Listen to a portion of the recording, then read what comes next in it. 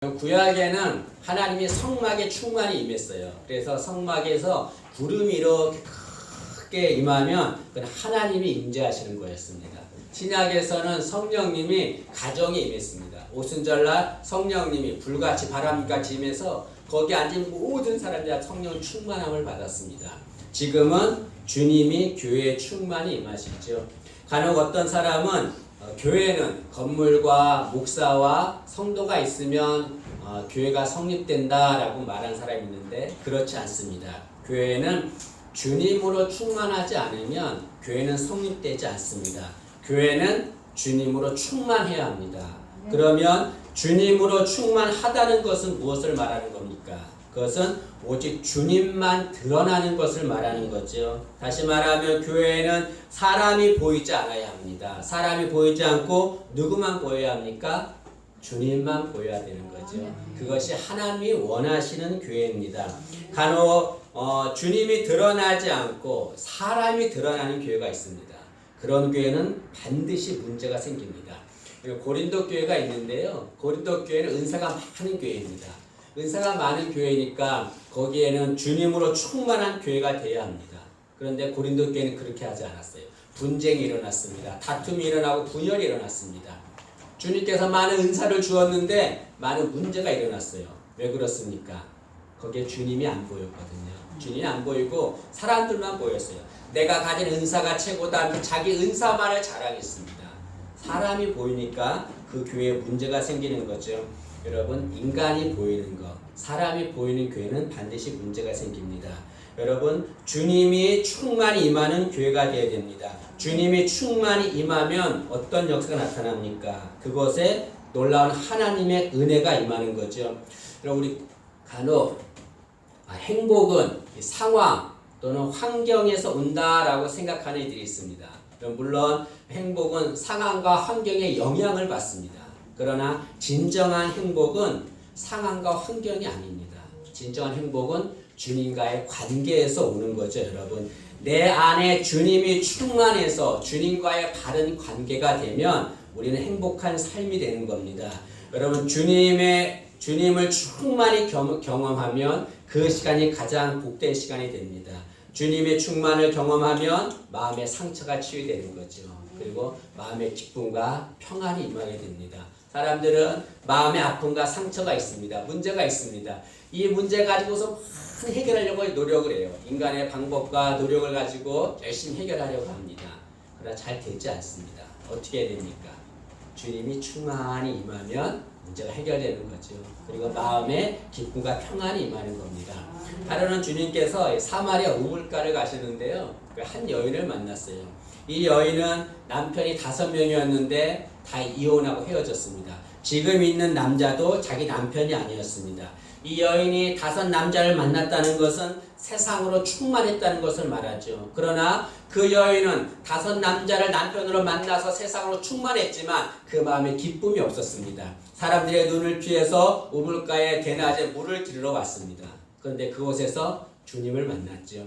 주님을 만나서 그 여인은 주님으로 충만하게 되었습니다. 어떻게 됐습니까? 물동이를 버려두고 마을로 뛰어가서 내가 그리스도를 만났습니다 라고 얘기했습니다. 그전에는 사람들을 피하던 여인이었어요. 이제 당당하게 사람들 앞에 가서 내가 주님 만났습니다 라고 말하죠. 마음의 상처가 치유된 겁니다. 그런데 내 마음에 상처가 있습니까? 아픔이 있습니까? 주님을 만나세요. 주님으로 충만하면 그 모든 것이 치유되고 기쁨과 평안이 넘칠 줄로 믿습니다.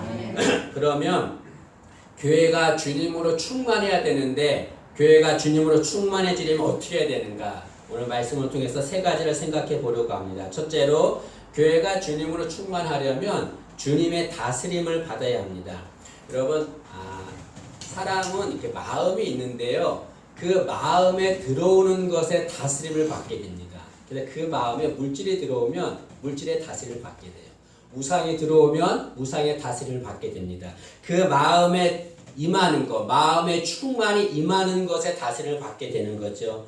때문에 여러분, 주님으로 우리가 마음에 주님으로 충만하면 우리는 주님의 다스림을 받게 됩니다. 여러분, 하나님은 주님을 만물을 복종하게 하시고 다스리게 만드셨습니다. 22절 말씀을 보시죠. 22절 보시면 또 만물을 그의 발 아래에 복종하게 하시고 하나님께서 주님에게 어떤 능력을 줬냐면 만물이 복종하고 만물을 다스리게 하시는 능력을 주었습니다. 그럼 주님이 어떤 분이시기에 만물을 다스리게 하시는 능력을 주었습니까? 그것은 첫째로 주님은 죽은 자 가운데서 부활하셔서 하나님의 우편에 앉으신 분이기 때문에 그렇습니다. 20절 말씀을 보시죠. 20절 보시면 그의 능력이 그리스도 안에서 역사하사 죽은 자들 가운데서 다시 살리시고 하늘에서 자기의 오른편에 앉으사 주님이 어떤 분이십니까? 죽은 자 가운데서 부활하신 분이에요. 이것은 구원자가 되었다는 걸 말합니다. 또 주님은 하나님 우편에 앉으신 분이에요. 이것은 하나님과 똑같이 되었다. 하나님이 되었다는 것을 말합니다. 주님은 우리의 구원자시고 우리의 하나님이세요. 때문에 주님은 우리를 다스리시기에 충분하신 분이죠. 또 주님은 어떤 분이십니까? 21절 보니까 통치와 권세와 능력과 주권이 있으신 분이다 라고 말씀합니다. 주님은 능력이 충만한 분이라는 거죠. 불교에 성철 스님이라는 분이 이제 돌아가셨는데 그분이 유명한 말을 했어요. 산은 산이요 물은 물이요 라는 말을 했습니다. 그 말의 뜻이 무엇입니까? 산은 산밖에 될 수 없다는 거예요. 산은 절대로 물이 될 수 없습니다. 물은 물밖에 될 수 없습니다. 물이 다른 것으로 변화될 수 없습니다. 그것이 세상의 한계입니다. 누구도 산을 다른 것으로 만들 수 없어요.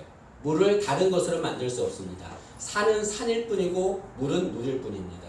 그것이 세상의 한계지요. 주님은 어떻게 하셨습니까? 물을 포도주로 만드셨어요. 가나오니 잔치에서 포도주가 다 떨어졌을 때에 물을 부어라 하고서 그 물을 포도주로 만들었습니다. 세상은 산은 산이요 물은 물이요 능력이 한정되어 있지만 주님은 능력이 영원하신 분이죠. 통치와 권세와 능력과 주권이 있으신 분, 그분이 주님이십니다. 때문에 우리를 다스리기에 충분하신 분이죠. 우리는 그 주님의 다스림을 받아야 합니다. 우리 예사랑교회가 17년의 세월 동안 올 수 있었던 것은 우리의 능력이 아닙니다. 주님이 다스려 주셨기 때문에 그렇습니다. 앞으로도 주님이 우리 교회를 다스려서 주님으로 충만한 교회가 될 줄로 믿습니다. 우리도 마찬가지입니다. 여러분, 내 인생, 내 가정, 내 힘으로 할 수 없어요. 어떻게 해야 합니까? 주님이 다스려야 되는 거죠. 여러분, 주님이 나를 다스리시면 내 인생은 승리할 수 있습니다. 주님이 우리 가정을 다스리시면 우리 가정은 복된 가정이 될 수 있는 거죠. 우리는 주님의 다스림을 받아야 합니다. 근데 주님의 다스림을 받기 위해서 해야 할 것이 있습니다. 그것은 주님을 교회의 주인으로 인정해야 된다는 거죠. 여러분, 주님은 교회의 주인이십니다. 22절 중반절에 보면 주님은 교회의 머리가 되신다라고 말합니다. 머리가 되신다고 하는 것은 주님은 교회의 주인이라는 것을 말씀하는 거죠. 또한 주님께서는 제자들에게 내가 내 교회를 세우겠다라고 말씀하십니다.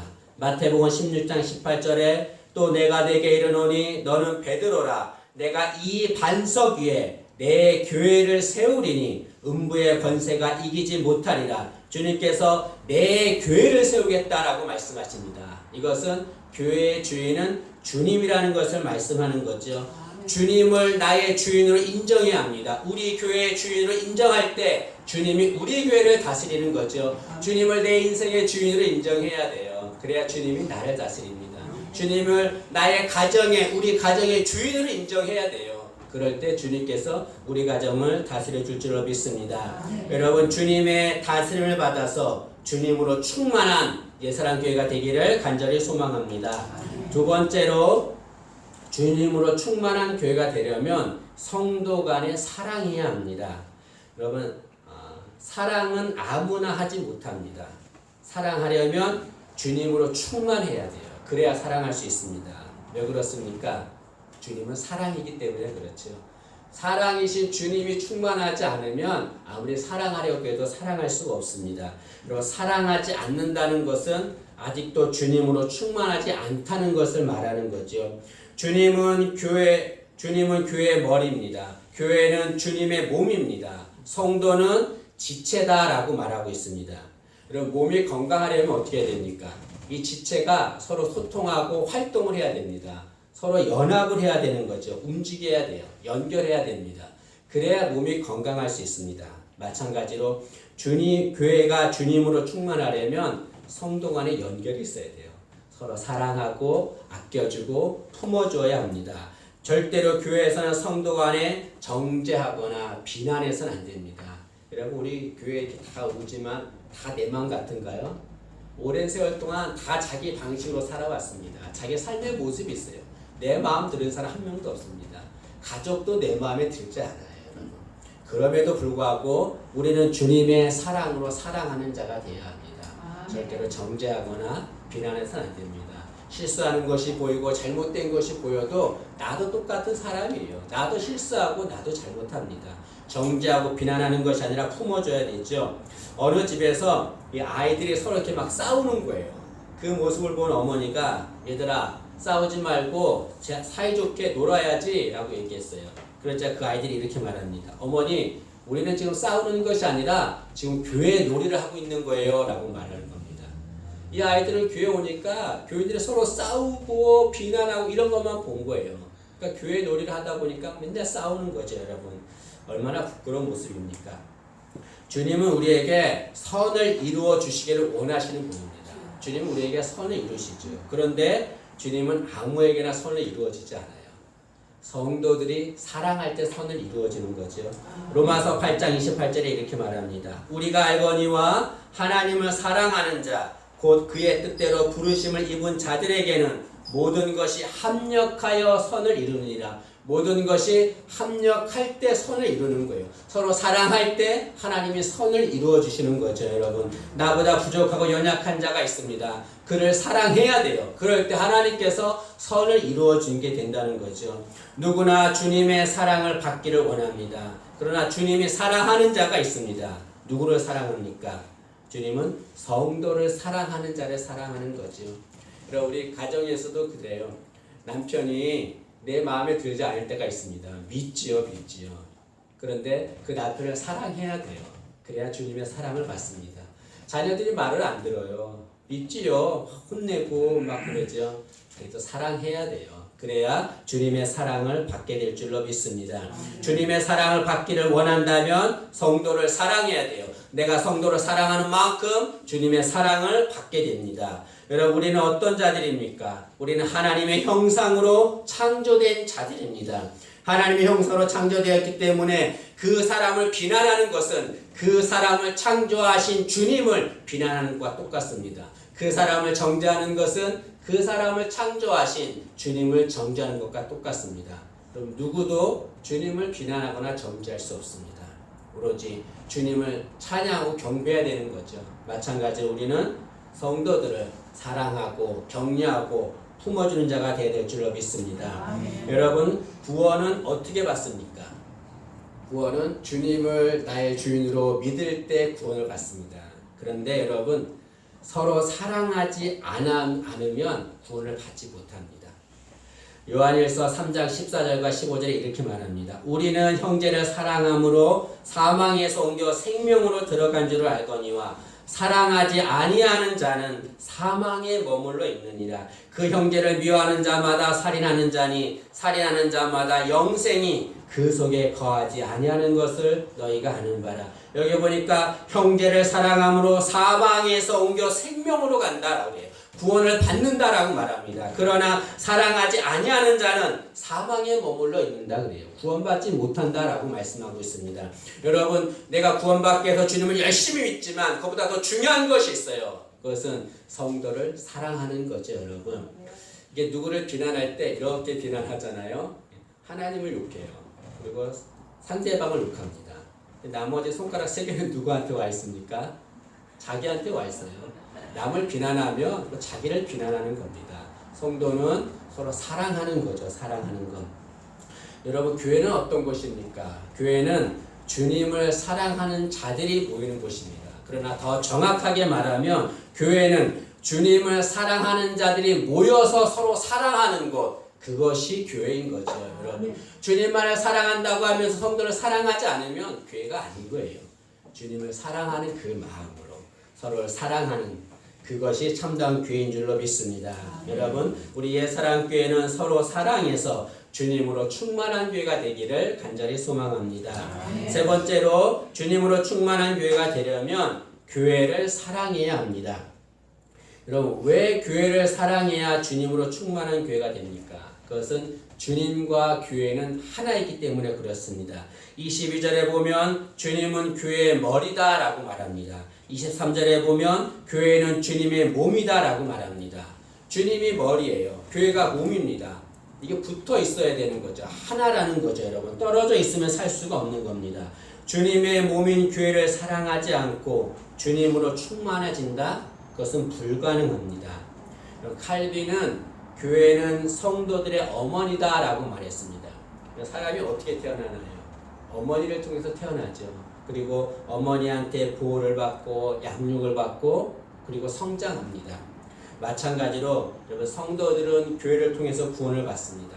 그리고 교회를 통해서 신앙이 성장하는 거죠. 이런 교회, 우리를 구원시키고 우리를 성장시키는 교회, 이런 교회를 우리는 사랑해야 합니다. 여러분, 교회를 사랑해야 되는데 그러면 내가 교회를 사랑한다는 것을 어떻게 알 수 있습니까? 그 사람이 교회를 사랑하는지 안 하는지 어떻게 알 수 있습니까? 그것은 마음이 교회를 향해 있으면 교회를 사랑하는 거죠. 시편 120편 1절과 2절에 이렇게 말합니다. 사람이 내게 말하기를 여호와의 집에 올라가자 할 때에 내가 기뻐하였도다. 예루살렘아 우리 발이 내 성문 안에 섰도다. 여기 보니까 사람들이 여호와의 집에 올라가자, 교회지요. 교회에 올라가자 라고 할 때 내가 너무나 기뻤다는 거예요. 얼마큼 기뻤냐면 우리 발이 내 성문에 섰도다. 내가 벌써 교회 문 앞에 서 있을 만큼 내가 그만큼 마음이 교회를 향했다는 것을 말하는 거죠. 누가 교회를 사랑하는 자입니까? 마음이 교회를 향하는 자가 사랑하는 자죠, 여러분. 사도 바울은 주님을 위해서 헌신한 자입니다. 사도 바울만큼 헌신한 자가 없지요. 그는 복음을 전하다가 매를 맞았습니다. 돌에 맞았습니다. 굶주렸고 헐벗었습니다. 많은 사람들의 모함을 받았습니다. 너무나 힘든 어려움을 당하면서 복음을 전했습니다. 그런데 사도 바울은 그런 고난을 받으면서도 그 고난 속에서도 사도 바울은 내 마음에 염려하는 것이 있다라고 말합니다. 그것이 뭐냐면 교회예요. 고린도후서 11장 28절에 이렇게 말합니다. 이외의 일은 고사하고 아직도 날마다 내 속에 눌리는 일이 있으니 곧 모든 교회를 위하여 염려하는 것이라. 사도 바울은 내가 복음을 전하다가 많은 고난을 당하지만 그것은 아무런 문제가 되지 않는다는 거예요. 정말 내 마음에 염려되는 것이 있는데 그것은 교회다라고 말합니다. 사도 바울은 자신보다 교회를 먼저 생각한 거죠. 우리도 이 사도 바울의 마음처럼 마음이 교회를 향해서 교회를 사랑하는 자 되기를 간절히 소망합니다. 여러분, 주님은 교회를 사랑하세요. 그리고 교회를 지키시고 교회를 보호하십니다. 어떻게 교회를 지키시고 보호하실까요? 천사를 내려보내서 교회를 지키실까요? 아니면 하나님께서 이렇게 막 때마다 내려오셔서 교회를 지키실까요? 하나님은 성도를 통해서 교회를 지키시고 보호하십니다, 여러분. 때문에 우리가 교회를 지키고 교회를 보호하기 위해서는 교회를 사랑해야 되는 거죠. 우리는 교회 지킴이가 돼야 됩니다. 교회 사랑이가 돼야 돼요. 우리의 마음이 교회를 향해야 합니다. 그런 자들에게 주님이 충만히 임할 줄로 믿습니다. 교회를 사랑해서 주님으로 충만한 교회가 되기를 간절히 소망합니다. 그럼 우리가 사랑을 얘기할 때 헬라어로 아가페라고 말합니다. 그건 주님의 사랑이에요. 구약에서는 헤세드라고 말합니다. 성경 읽을 때 여러분 하나님의 인애, 자비, 궁유 이런 말 나오면 헤세드라고 읽으면 돼요. 헤세드는 하나님의 사랑이에요. 헤세드에서 나온 단어가 하나 있는데요. 하시드라고 하는 단어가 있습니다. 그 하시드의 뜻이 뭐냐면 성도라는 뜻입니다. 성도는 어떤 자냐? 하나님의 사랑을 받은 자, 그게 성도예요. 하나님의 사랑을 받은 성도는 어떻게 됩니까? 하나님을 사랑해야 되죠. 어떻게 하는 것이 하나님을 사랑하는 겁니까? 주님의 몸된 교회를 사랑하는 것. 그것이 하나님을 사랑하는 것인 줄로 믿습니다. 우리가 모두가 다 교회를 사랑해서 주님으로 충만한 교회 되기를 소망합니다. 요한계시록에 보면 이 사도 요한이 천국을 봅니다. 근데 그 천국의 모습이 어떠냐면 그리스도의 신부 같았다라고 말합니다. 요한계시록 21장 2절에 또 내가 보매 거룩한 성 새 예루살렘이 하나님께로부터 하늘에서 내려오니 그 준비한 것이 신부가 남편을 위하여 단장한 것 같더라 라고 말합니다. 천국이 그리스도의 신부와 같다라고 말합니다. 성경에서 그리스도의 신부는 교회를 상징합니다. 다시 말하면 천국이 그리스도의 신부와 같다는 것은 뭘 말합니까? 교회는 곧 천국과 같은 곳임을 말하는 거죠. 그래서 여러분, 어떤 사람은 천국을 영혼으로 비유합니다. 교회를 몸으로 비유해요. 영혼은 눈에 보이지 않아요. 천국은 우리가 아직 가지 않기 때문에 눈에 보이지 않습니다. 몸은 눈에 보입니다. 교회는 눈에 보이잖아요. 교회는 눈에 보이는 천국과 같은 곳입니다. 여러분, 교회가 주님으로 충만하면 그것은 천국이 되는 거죠. 아무리 큰 교회라 할지라도 거기에 주님으로 충만하지 않으면 천국이 아닌 거예요. 아무리 작은 교회라 할지라도 거기에 주님으로 충만하지 않으면 그 교회는 천국이 아닌 겁니다. 환경이 어떻든 그것이 중요한 것이 아니라 주님으로 충만할 때 그것이 천국이 되는 거죠. 내 마음에 주님으로 충만하면, 내 마음이 주님으로 충만하면 내 마음이 천국인 거예요. 우리 가정이 주님으로 충만하면 우리 가정이 천국인 거죠.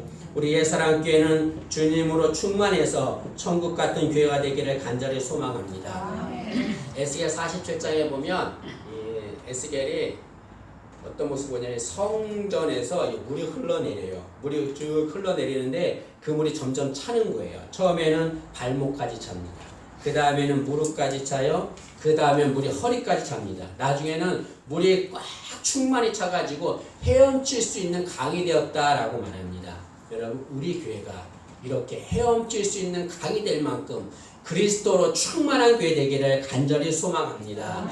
우리는 방향을 주님께로 향해야 합니다. 그리고 우리 교회가 주님으로 충만해지도록 갈망해야 합니다. 소망해야 합니다. 그럴 때 우리 교회가 주님으로 충만한 교회, 하나님이 원하시는 그런 교회가 될 줄로 믿습니다.